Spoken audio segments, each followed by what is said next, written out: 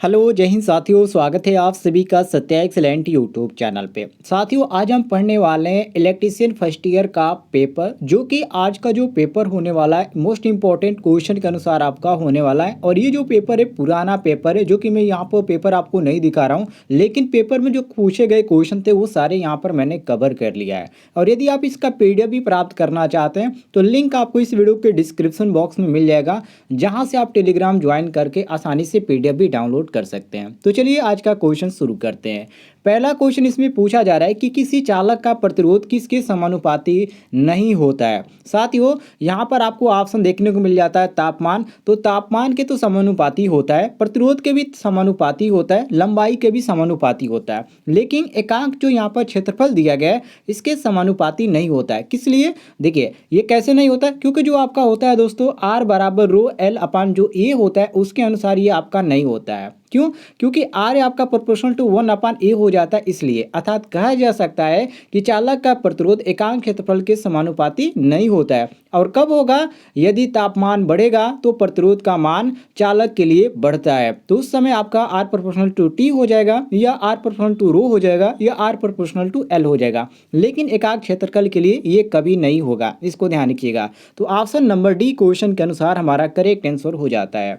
आगे बढ़ते हैं साथियों क्वेश्चन नंबर 2 पे, जिसमें पूछा जा रहा है कि निम्नलिखित में से किसकी चालकता उच्चतम होती है, चांदी की या एल्युमिनियम की या प्लेटिनम की या टिन की। मोस्ट इंपॉर्टेंट है साथियों। देखिए इसमें जो आपको ऑप्शन दिया गया है इसमें से आपका जो सबसे सही हो जाता है, सबसे अच्छा जो माना जाता है वो चांदी माना जाता है। ठीक है, देखिए चांदी की जो चालकता होती है वो सबसे उच्चतम होती है। अब ऐसा कहेंगे कि सर इसका रीजन बताइए क्यों इसकी जो चालकता होती है वो अधिक होती है। तो देखिए चांदी की जो प्रतिरोधकता होती है वो अन्य जो धातुएं होती है उसकी अपेक्षा बहुत ही कम होती है, इसलिए चालक की इसकी जो चालकता होती है वो उच्चतम होती है। तो ऑप्शन नंबर ए क्वेश्चन के अनुसार हमारा बिल्कुल करेक्ट आंसर हो जाता है। सभी लोग मिला लीजिएगा। अगले क्वेश्चन की ओर आते हैं क्वेश्चन नंबर 3 पे। इसमें पूछा जा रहा है साथियों क्वेश्चन नंबर 3 में कि निम्नलिखित में कौन सक्रिय अवयव है। जैसे कि क्वेश्चन आप पढ़ सकते हैं, इसमें साफ साफ लिखा गया कि निम्नलिखित में कौन सक्रिय अवयव है। पहला ऑप्शन दिया गया है स्रोत धारा या धारा स्रोत या प्रतिरोध, बी ऑप्शन, सी ऑप्शन प्रेरकत्व, और डी ऑप्शन दिया गया संधारित्र। तो साथियों यहाँ पर सही हो जाता है आपका ऑप्शन नंबर ए धारा स्रोत। क्यों? क्योंकि धारा स्रोत क्या होता है? एक सक्रिय अवयव होता है। सक्रिय अवयव का एक मतलब क्या है? एक्टिव एलिमेंट होता है। और सक्रिय अवयव होता है, यदि आपसे पूछ दिया जाए कि सक्रिय अवयव किसे कहते हैं तो आप कहेंगे कि वे अवयव जो ऊर्जा पैदा करते हैं वो सक्रिय अवयव कहलाते हैं। और यदि एग्जाम्पल के तौर पे पूछा जाए आपसे तो आप कहेंगे बैटरी, जनरेटर, वोल्टेज स्रोत और धारा स्रोत, ये सब इसके उदाहरण हैं। तो क्वेश्चन के अनुसार यहाँ पर सही हो जाता है ऑप्शन नंबर ए बिल्कुल करेक्ट आंसर। यदि आपको जानकारी पसंद आती है तो वीडियो पे एक लाइक जरूर कर दीजिएगा, और चैनल पे यदि आप नए होंगे, डेली इस तरह के क्वेश्चन पाना चाहते हैं तो चैनल को भी सब्सक्राइब कर लीजिएगा। चलिए अगले क्वेश्चन पे हम आते हैं साथियों क्वेश्चन नंबर 4 पे, जिसमें यहाँ पर क्वेश्चन नंबर 4 में पूछा जा रहा है कि एम्पियर सेकेंड किसकी इकाई है? आवेश की, शक्ति की, या वोल्टेज की, या ऊर्जा की। साथियों ध्यान रखिएगा काफ़ी इजी क्वेश्चन पूछा जाता है फर्स्ट ईयर में। तो ये आवेश का है, किसका है? ये आवेश की इकाई है। देखिए एम्पियर जो सेकेंड होता है वो आवेश का इकाई होता है। और आवेश को हम किससे इंडिकेट करते हैं? क्यू से इंडिकेट करते हैं। इंडिकेट करने का मतलब क्या? प्रदर्शित करते हैं। आवेश की जो इकाई होती है वो कूलाम भी होती है, लेकिन यहाँ पर आपको कोई भी कूलाम ऑप्शन देखने को नहीं मिलता है। ठीक है, अब आप कहेंगे कूलाम कैसे? तो देखिए क्यू बराबर आपको क्या हो जाता है? एन ए, इसमें कोई भी कूलाम होता है, और क्यू बराबर आई टी, यहाँ पर भी कूलाम होता है, और क्यू बराबर सी बी, ये भी आपका कूलाम होता है। तो ये इसका कई यहाँ पर होता है। तो यहाँ पर क्वेश्चन के अनुसार हमारा जो सही हो जाता है ऑप्शन नंबर ए बिल्कुल करेक्ट आंसर हो जाता है। सभी लोग मिला लीजिएगा। आगे बढ़ते हैं साथियों क्वेश्चन नंबर 5 पे। इसमें पूछा जा रहा है कि विद्युत प्रतिरोध धारा प्रवाह के लिए खाली स्थान प्रदान करता है, विरोध या एक पथ या प्रवाहक तत्व या वोल्टेज। यहाँ पर आपको 4 ऑप्शन देखने को मिल जाते हैं। अब इसमें आपका जो सही हो जाता है ऑप्शन नंबर ए सही हो जाता है विरोध। क्यों? क्योंकि विद्युत प्रतिरोध धारा प्रवाह के लिए विरोध प्रदान करता है। ठीक है, विरोध प्रदान किस लिए करता है इसकी परिभाषा से ही आप पता कर सकते हैं।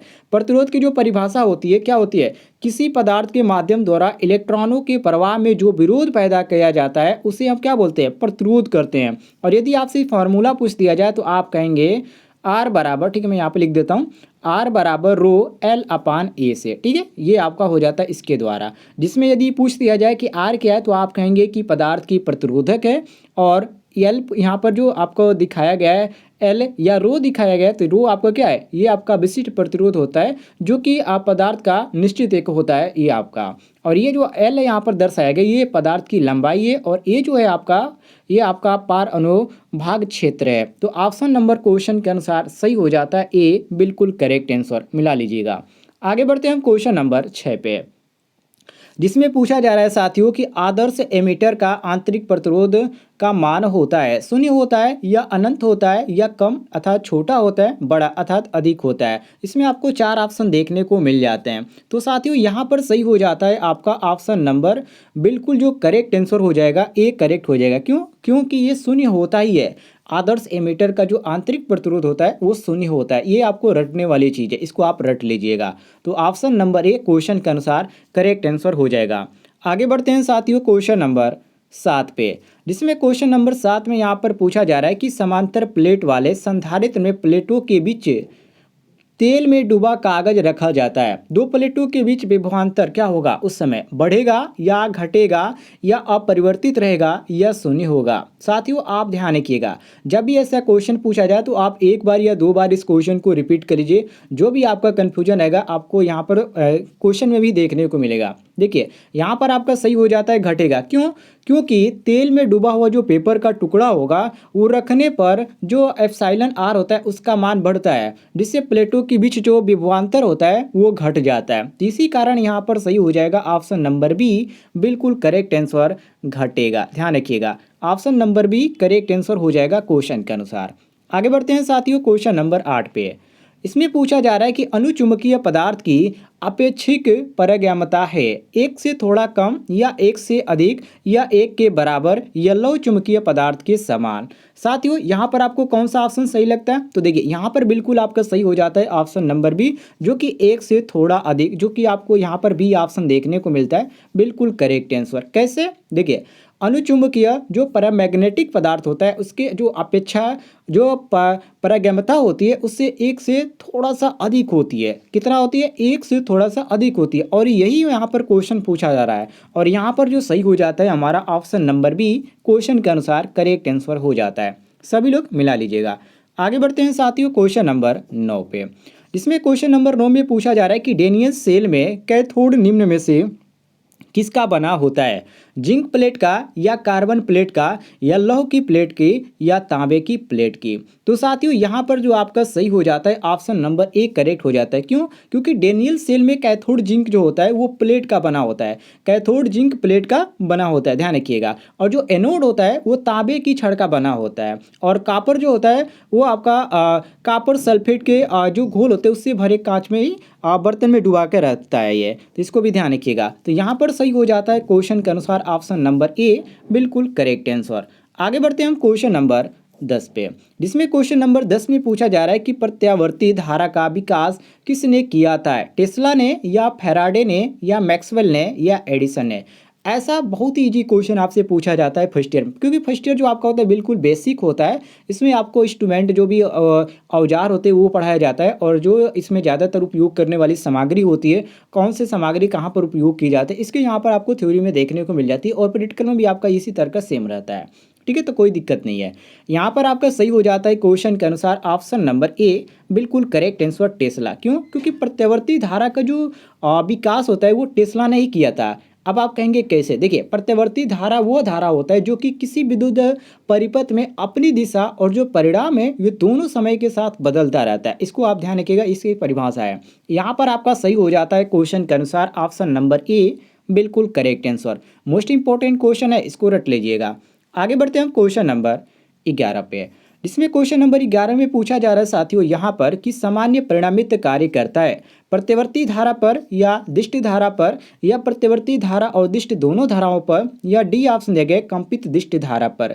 तो साथियों यहाँ पर आपका सही हो जाता है ऑप्शन नंबर ए, प्रत्यावर्ती धारा पर। क्यों? क्योंकि ट्रांसफार्मर एक शुद्ध स्थैतिक, आप सभी को मालूम है, जो कि यहाँ पर पूछा जा रहा है कि ट्रांसफार्मर किस पे कार्य करता है, तो ट्रांसफार्मर एक शुद्ध स्थैतिक प्रत्यावर्ती धारा युक्त, ये सभी को मालूम होना चाहिए।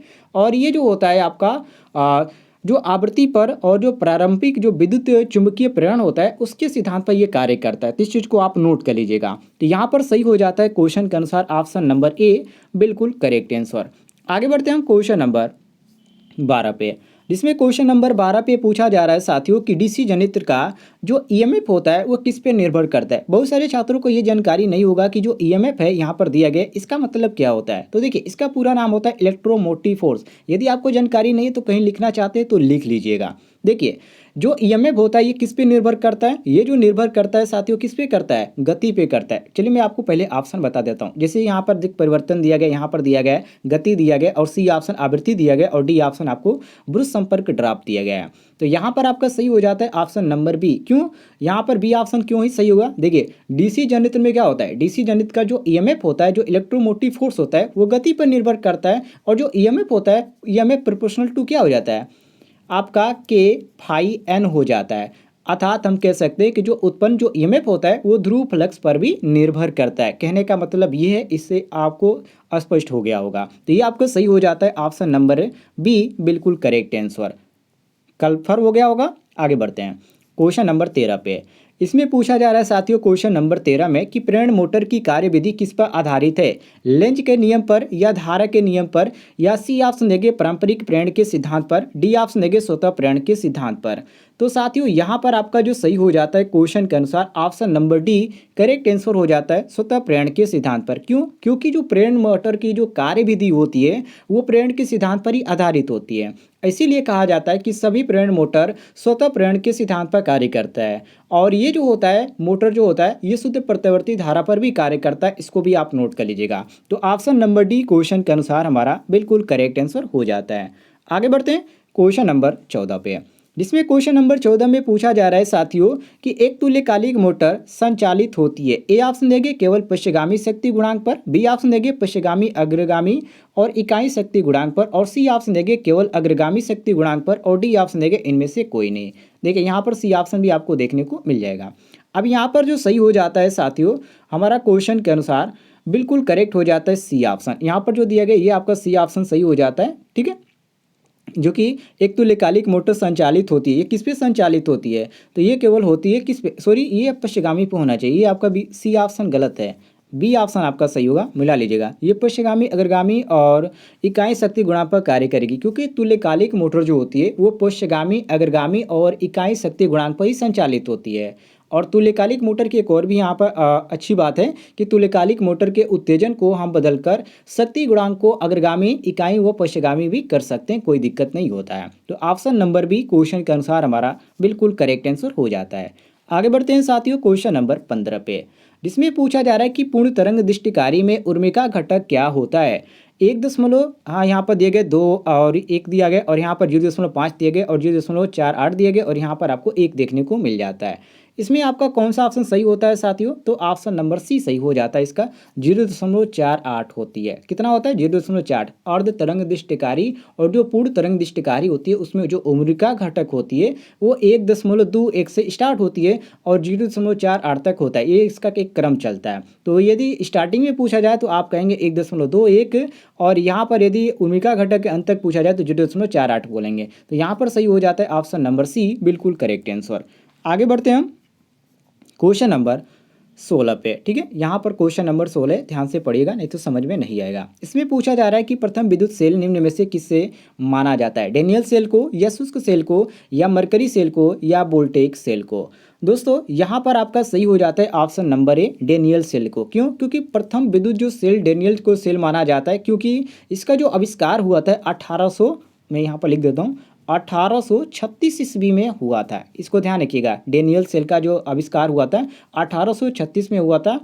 तो यहाँ पर आपका सही हो जाता है ऑप्शन नंबर ए, बिल्कुल करेक्ट आंसर, मिला लीजिएगा। आगे बढ़ते हैं हम अगले क्वेश्चन पे, क्वेश्चन नंबर 17 पे। ठीक है, क्वेश्चन नंबर 17 को देखिए। इसमें पूछा जा रहा है कि एक सीरीज मोटर को कभी भी निम्न में से किस पर नहीं चलाना चाहिए, मतलब ये किस पे इसका वर्क नहीं करना चाहिए। किस चीज़ की बात करें तो डीसी यहाँ पर सीरीज मोटर की बात करें। सीरीज मोटर वैसे ही खतरनाक होता है, बिना लोड पे इसको नहीं चलाना चाहिए। और यहाँ पर बिना लोड जो दिया गया, no load, option number A दिया गया, तो ए ऑप्शन सही हो जाता है। देखिए जो सीरीज मोटर होता है उसको कभी भी हम नो लोड पर नहीं चलाते हैं। इसका रीज़न ये है कि जब भी हम चलाते हैं, चलिए मैं रीजन के अनुसार ही बताता हूँ, आप कहेंगे क्योंकि उस समय उसकी जो गति होती है क्या होती है, बहुत ही अधिक हो जाती है, जिससे क्या होता है, जिससे काफ़ी नुकसान होता है। ठीक है, काफ़ी इसका जो गति होती है, स्पीड काफ़ी हाई होती है, जिससे जहाँ पर ये लगाया जाता है जो सीरीज मोटर, वहाँ पर कंपन होने लगती है। तो ये डर आता है तो खुद यहाँ पर उखड़ के ना फेंका जाए। ठीक है, ध्यान से आप सब बात को समझिएगा। आप वर्कशॉप में कार्य करते हैं, यदि वहाँ पे तो एक डेमो टाइप का रखा जाता है, लेकिन बड़ा आप ये सीरीज मोटर उपयोग करते हैं तो जहाँ पर उसको सेट किया जाता है वो खुद उखाड़ देता है। इतना यहाँ पर ये खतरनाक होता है सीरीज मोटर, इसको ध्यान रखिएगा। तो ऑप्शन नंबर ए बिल्कुल करेक्ट हो जाता है, बिना इसको लोड पंप नहीं चला सकते हैं। आगे बढ़ते हैं अगले क्वेश्चन पे, क्वेश्चन नंबर 18 पे। इसमें पूछा जा रहा है साथियों कि व्हीट स्टोन ब्रिज द्वारा मापा जाता है, मतलब किस चीज़ को मापा जाता है व्हीट स्टोन ब्रिज द्वारा। तो देखिए व्हीट स्टोन जो ब्रिज होता है इसका प्रयोग तो पहले जान लीजिए प्रतिरोध मापने में ही होता है। और इस ब्रिज के प्रयोग में ज़्यादातर क्या होता है, जो मध्यम आकार के जो प्रतिरोध होते हैं उसको ही मापने के प्रयोग में आता है। इसको भी आप नोट कर लीजिएगा। और यदि यदि इस रेजिस्टेंस की बात करें तो निम्न प्रतिरोध में जो लो रेजिस्टेंस आता है वो 1 ओम से ही कम होता है, इस 1 से कम ही होता है। और मध्यम जो प्रतिरोध होता है वो 1 मेगा ओम से अधिक होता है और 0.1 मेगा ओम से कम होता है। तो इसको नोट कर लीजिएगा। तो यहाँ पर सही हो जाता है साथियों ऑप्शन नंबर डी, क्वेश्चन के अनुसार बिल्कुल करेक्ट आंसर प्रतिरोध मान। आगे बढ़ते हैं क्वेश्चन नंबर 19 पे, जिसमें क्वेश्चन नंबर 19 में पूछा जा रहा है कि वेल्डिंग जनरेटर में होती है डेल्टा वाइंडिंग या तरंग वाइंडिंग या लैंप वाइंडिंग या डुप्लेक्स वाइंडिंग।